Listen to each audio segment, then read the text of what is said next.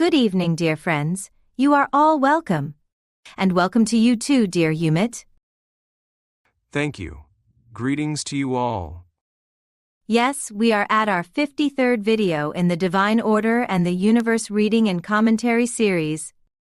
As you may remember, we had concluded last year with Tümerhan Meral, and now you join me as the new commentator.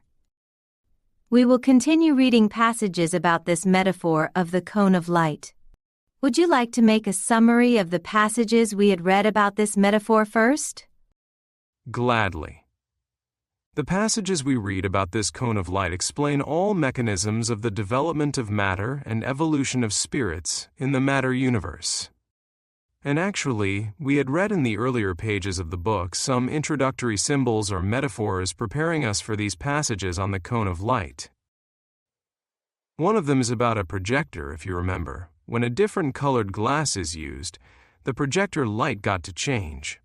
And the other was the mirror symbol. Up to this page we will read this evening.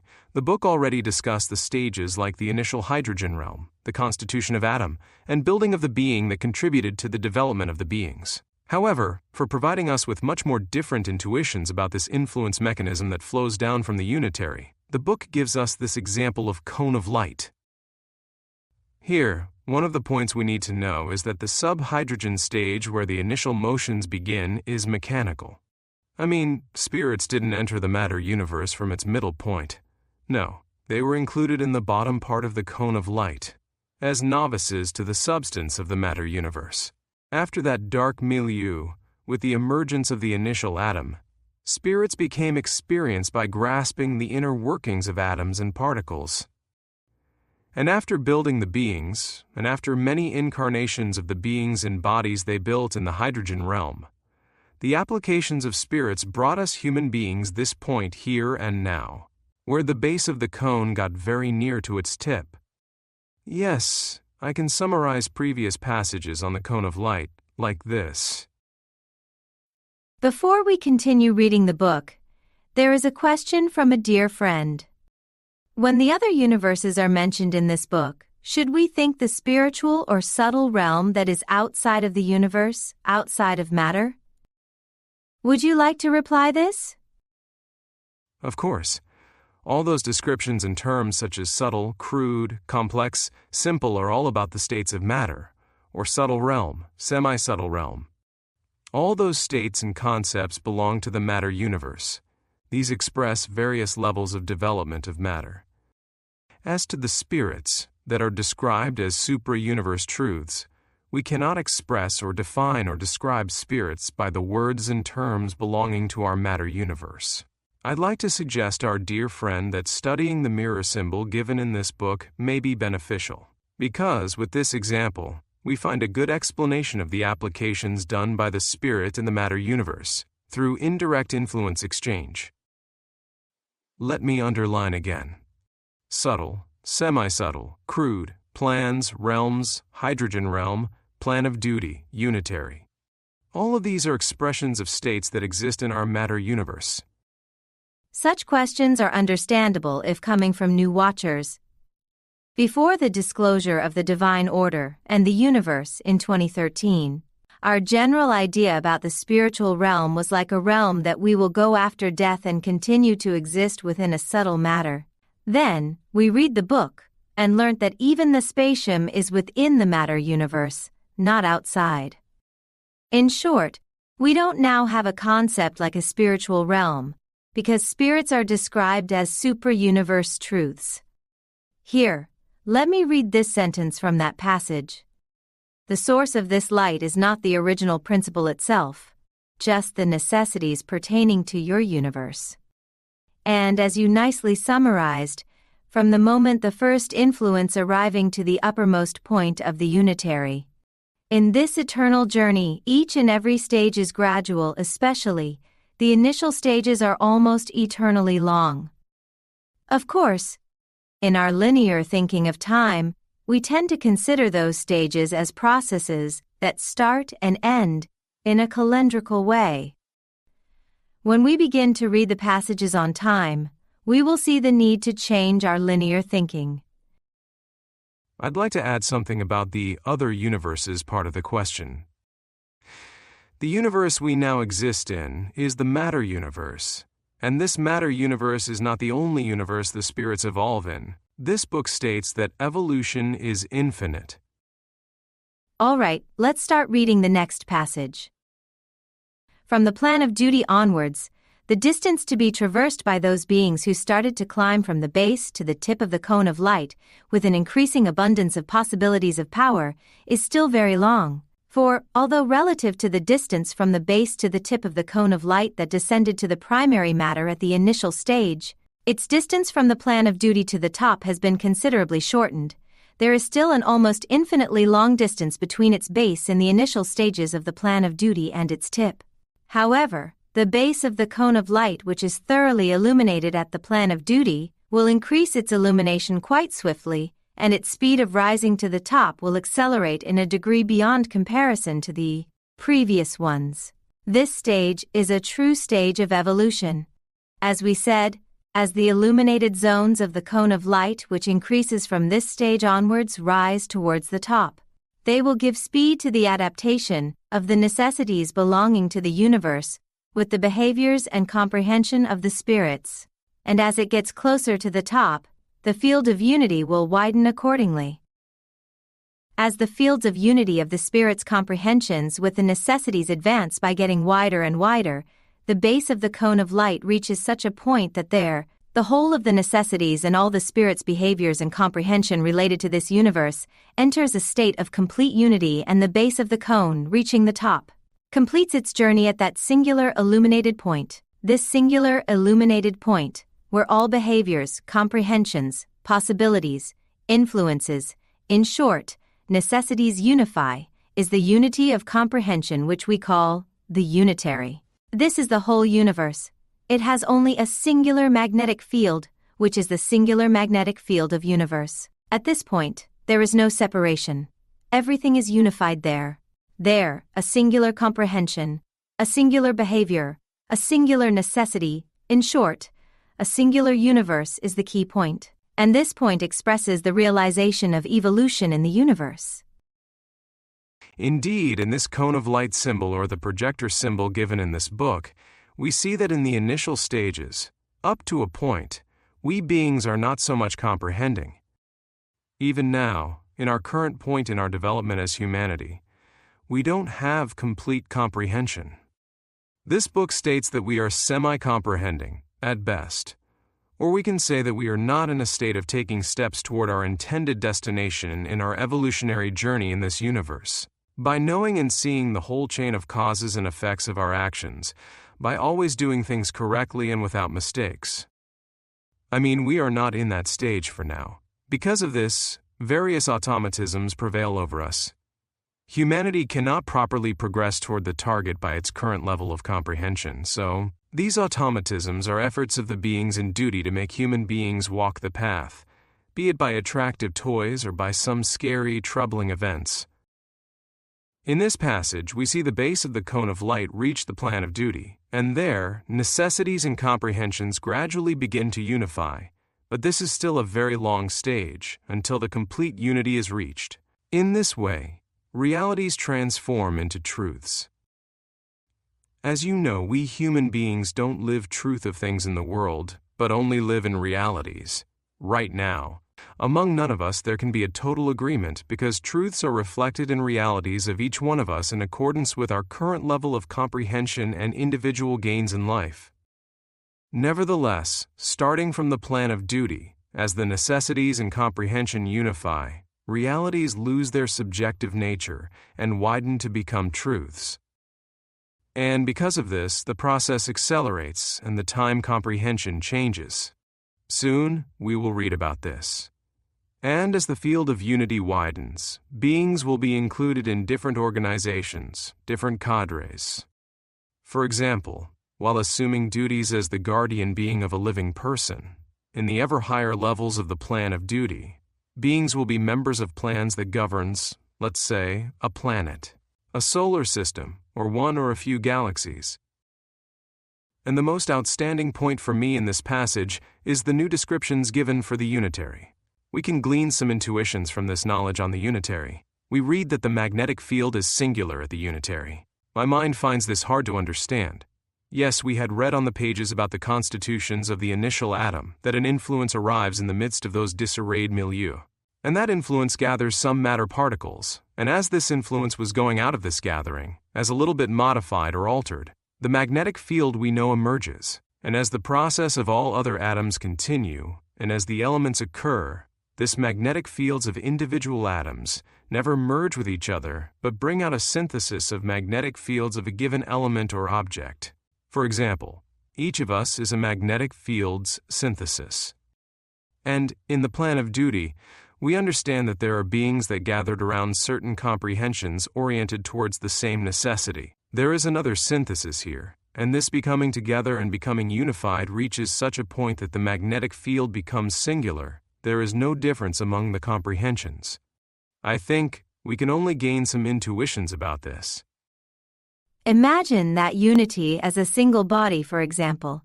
You are Ümit unit, with all his internal organs, extremities, all his cells and all the functions of all those beings. In this sense, Ümit is a body, but a universe of beings at the same time.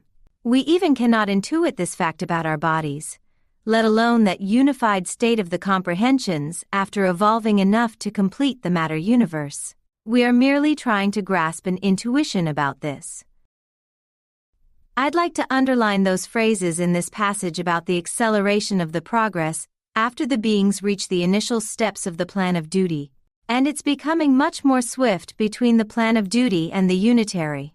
When we read the pages on the concept of time, we will gain more insights and intuitions. Yes.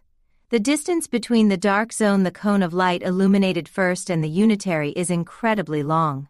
That is, from within a given stage of development, it can be seen as if it is eternal, and the reason is our linear and superficial time comprehension within a stage. But things look different from spherical time comprehension, and incredibly different from the point of the original time. I want to share this image from the further pages of the book to make things clearer. The base of the cone is the cross-section of the sphere stated as D, which is the largest and outermost. Now seen from the side, the process looks like it is extending forever. But seen from the front, all of these stages are seen as a cross-section. In this sense, the whole consists all stages or parts. Do you remember the plastic water glasses we had in our childhood? Those plastic rings that are inside each other? When I extended the rings, they formed a cup. When I collapsed them, they turned into a single plastic circle. We have a collapsible laundry basket like this. It opens up and collapses down. Indeed, this may be easy for our friends to visualize. Yes, the cone is a very important symbol to make things clearer for us.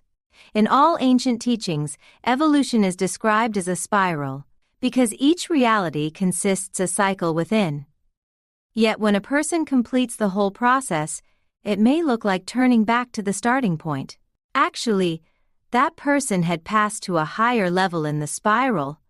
Yes, that spiral goes on within the cone. I notice that our dear friends are commenting about this almost eternal phrase. The book states that this is a very long time for the human perception of time. It does not say infinite, so please don't think in a hopeless manner. Because now the flow of evolution is much faster. Let's say in the previous stages, our pace towards the tip of the cone of light was in millimeters. Now, our pace is much faster. And the time comprehension and the possibilities of the original time is such that the book states that a moment there is the thousands of years we spend here. I wanted to add this. All right. Let's continue reading. Here, in order to prevent the possibility of a major misunderstanding, we need to point out the following. The tip of the cone of light, as we have said before, is not the original principle itself. It is a force of it, not particular to all universes, but to our universe only. Likewise, the behaviors of spirits are not the spirits themselves. They are the manifestation of their needs, not pertaining to all universes, but to the matter universe only. Therefore here, considering the unitary as a state where the original principle, matter and spirits unify, is the greatest of all mistakes. We had previously explained the reason for this. All states here are only opened and closed by the spiritual behaviors and necessities that gathered around the concept of matter-universe. However, beyond them, unending events continue onwards. For this passage, reminding our dear friends about the mirror symbol given in this book may be very useful. The reflection on the mirror is not the thing itself. So, we can glean a very important point from this, which also the divine order and the universe warns us about. Indeed, this is one of the main points Mr. Ruhselman repeated in his earlier books. The concept of unitary is not the pantheism. People may think that after all those unifying, the created will be one with the Creator, but this is not the case. We already read and discussed in our earlier videos, while we were reading pages around 30 and 34. Let me briefly repeat here. The factor which determines the endless evolution of spirits also governs the truth that spirits will never attain the original principle. And by these mirror example, or the projector symbol, it becomes clear that the needs of the spirits are the technical expression of the spirit's behaviors reflected in matter, an appearance, a reflection that occurred in relation to the spirit's need pertaining this universe. As we read in this passage, they are the manifestation of their needs, not pertaining to all universes, but to the matter universe only. And many descriptions we have to use are a reflection of our limited, linear, three-dimensional perceptions, higher and lower, ascending and descending, up and down, disadvantages of the human condition. As our beings continue their evolutionary journey towards the plan of love and the plans of duty, we will feel much freer, I think. Also, this imperative of unattainability of the original principle, which is above everything, this is a fact. We are created and allowed to evolve in infinite universes. And for some of us, the attraction of the sensuality is so strong that they don't accept this fact but yearn for becoming one with the Creator. Yet, we are created, we are subjects. We must accept this fact which is underlined in this passage once again with more technical terms. And as a reply to some questions such as, do we jump to another dimension when we die? Or do spirits go outside of the universe and see all other universes when they jump to a higher dimension? If you read the divine order and the universe, or watch our videos, you can understand how long and gradual the stages the spirits go through for ensuring their evolution in the matter universe. And as human beings, while we are still living in the hydrogen cosmos, and still trying hard to complete this realm, how can we expect jumping to higher realms? Yes, in many channelings dimensions as fourth, fifth are mentioned frequently, but please know that we don't read such descriptions in this book. As we previously mentioned, each reader of the book at first takes the knowledge given in those pages only in parts that correspond his or her own reality, and asks questions through the filter of their reality, but not within the actual explanations given in this book. For example, they read that one part of the being's energy is relatively free, and the rest of its energy is concentrated to the body. And they ask, can that relatively free part govern another body? However, when read carefully, it becomes obvious for readers that the true focus of the being is the body it built in the hydrogen cosmos. Because the impressions and experiences the being gains through the bodies it built in plant, animal and human stages is necessary and to be transformed into much subtler versions of essence knowledge and to be reflected back to its spirit. Yes, I think fantastic things are more attractive, are addressing to the sensual component of our developmental mechanism. It may be that this feeling of confinement in a body becomes stifling, and our minds like to go beyond this feeling by thinking and fantasizing about our being's adventures or deeds in other universes. Understandable. But we must say that the approach of the divine order and the universe regarding such thinking is very clear. All right. Let's continue reading. So, here it is clearly explained that the cone of light is the universe itself, and the universe exists only with this cone of light, with the original necessities. A single point of the universe which is deprived of the beams of that cone immediately declines to darkness, into an amorphous state, that is, condemned into a state of extinction, in the sense mankind understands. So, there is no speck of universe that exists outside the scope and encompassment of the original influences coming filtered from the unitary. The ones who receive this knowledge will more powerfully gain the intuition of the truth that each stirring in the universe can be possible only by the approval and control of the unitary. Period, the book says. And this is one of the best characteristics of this book. It told and explained to us how matter emerged, what influences are, and also gave us symbols and examples as mirror and projector and cone of light. It explained us the value differentiation, duality principle, developmentary mechanism. And always, as though book says to the reader, all right, now you read this passage. I already gave you the mechanism and the technique that will make you understand this. And later I will revisit this topic with further explanations in a wider context. So, don't haste, be calm, be patient. And as we read the book with this calmness and attention, then it is easy to understand this sentence in this passage. There is no speck of universe that exists outside the scope and encompassment of the original influences coming filtered from the unitary. Yes, let's continue reading.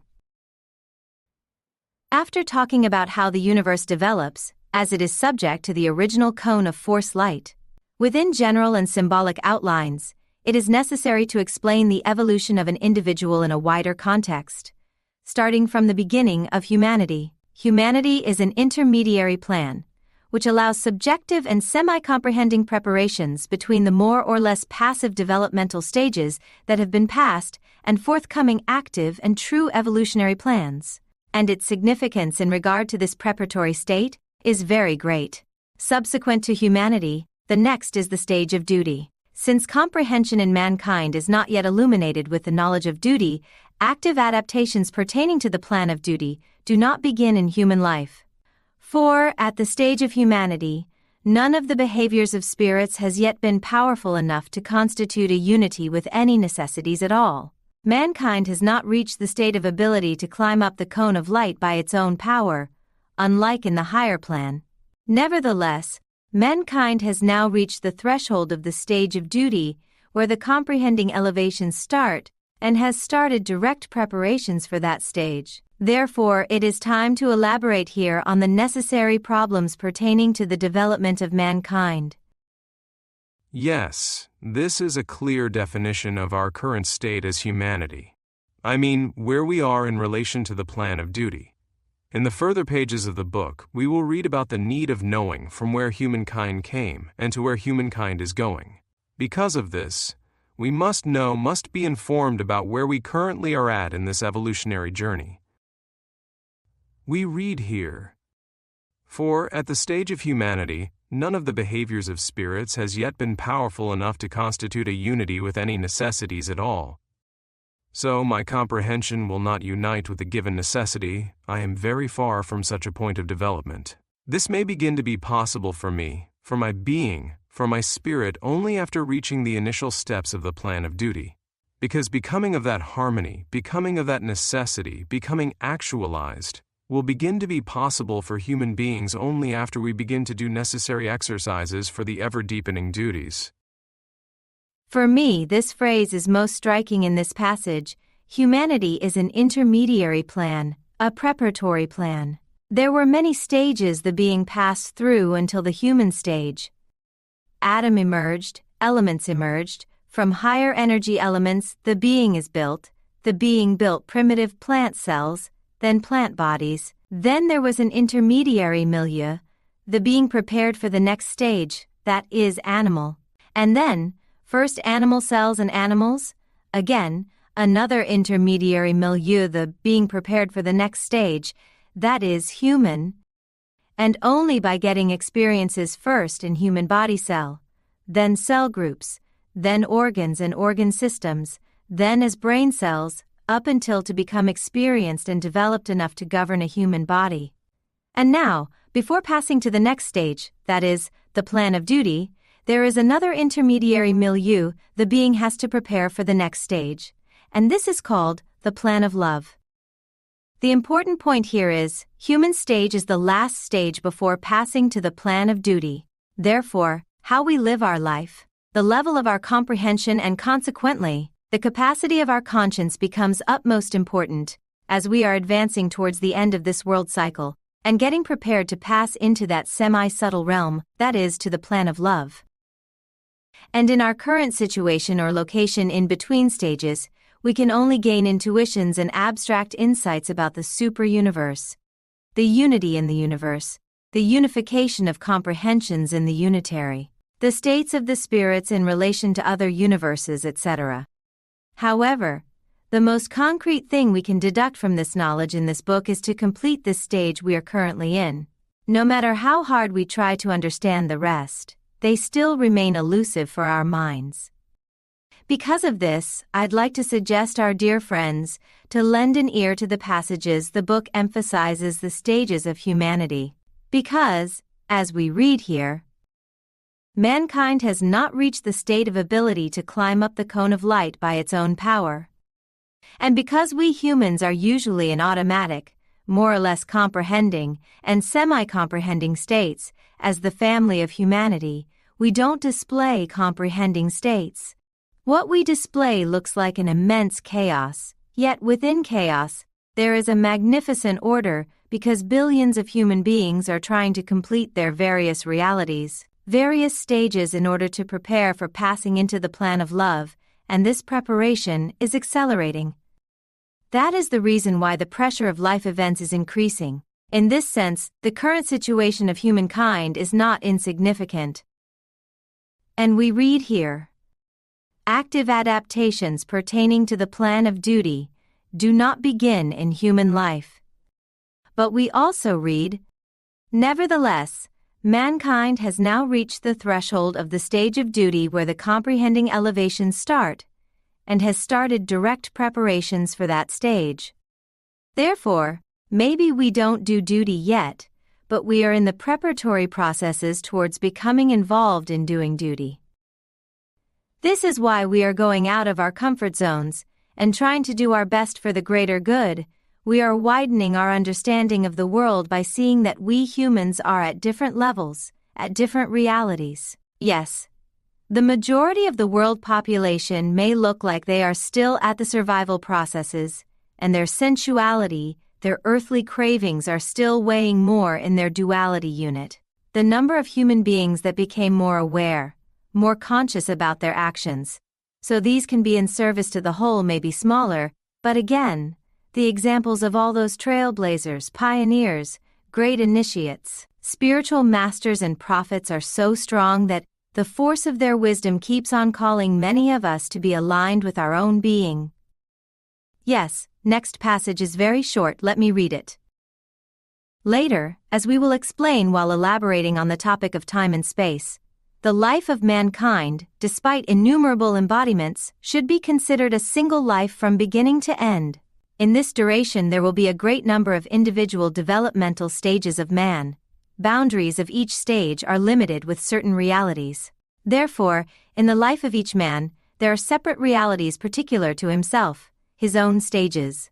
Differences in reality for mankind at various stages of reality are less in mankind at developmental stages which are close to each other. The more the distance is between stages, the larger the differences are accordingly.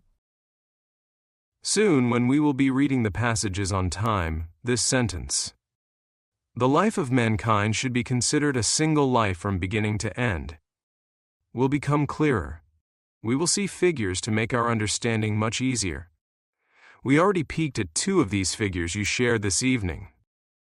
If our dear friends remember, when we have discussed sleep and dreams in our previous videos, we had learnt that all the impressions we had as we exchange influences with other beings and our environment during a day has to be processed and sent to our unconscious as we sleep at the end of a day. And next morning we wake up and start the new day to have new and further impressions. Similar to this, a lifetime of a human being is like a day from the perspective and time comprehension of the being.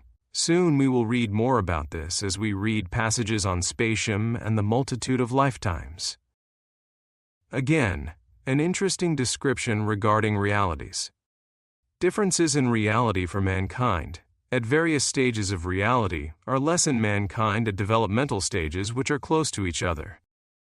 And, let's remember, realities do not follow each other in a fixed sequence. Let's say, I am in love reality, and next reality is sacrifice, etc. No, they don't follow such a fixed order. Yes, in different schools of teaching, there is some list of order for the realities or the steps or the dimensions, etc. However, realities differ in order and sequence from one person to another in regard to their needs, life plan, and the knowledge and experience they acquired so far. One of our dear friends asked if we can explain this with a concrete example. Well, let's say you are in a good place in life, you are educated, well-informed, have a good family, living a modern life, and you consider yourself as an understanding, encompassing, caring for the world. And let's say, you suddenly fall in love and it becomes an obsession, and your only ambition and even yearning becomes to have this person as your lover, and let's say this person does not have the same feelings for you.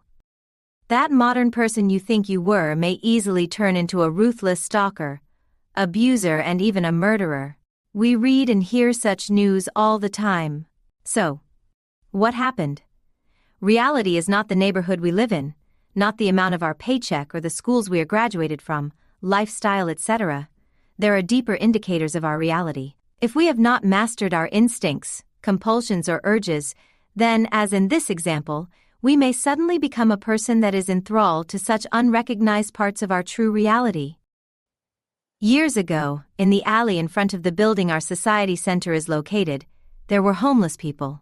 And some people that were coming to the lectures given by Mr. Erikdal had complained about the homeless, saying that those low-level people should not be around this high-level source of knowledge, etc. You know, those kinds of judgments, generally made by people that think they are loftier than others. And Mr. Erikdal replied their complaints by saying, "You cannot think that the way of living or outer appearance of such a person determine the developmental level of his or her being. It may be that that human being had already completed many levels of reality and may be a very advanced being." It was a precious lesson for all attendees to his lecture that evening. Yet we easily make judgments about how advanced human beings are by their dressing style, their status, their living conditions, etc., and we try to put them into defined boxes of evolution. Indeed, we don't use this term for beings. We as human beings get developed, not evolved. Evolution for the spirits. We beings get developed in the matter universe. And this is all about widening our comprehension and conscience. And we do this by making myriad choices and decisions, sometimes from the sensuality or earthly craving side of our duality unit, and sometimes from the conscience side. And we live the consequences of our choices and decisions and actions. This is like a pendulum. It swings this side or that side. And we live in many lifetimes, in many realities, in many scenarios, in many identities, in many appearances. Beings experience myriad events in accordance with their needs for development. Yes, with these words, let me wish you all a good evening. Hoping to see you all in our next video. Good evening, everyone.